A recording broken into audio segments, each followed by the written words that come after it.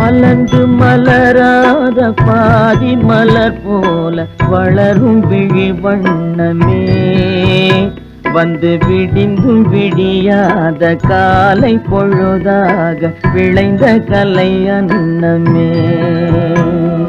நதியில் விளையாடி கொடியின் தலை சீவி நடந்த இளந்தென்றலே, வளர்பொதிகை மலை தோன்றி மதுரை நகர் கண்டு பொலிந்த தமிழ் மன்றமே.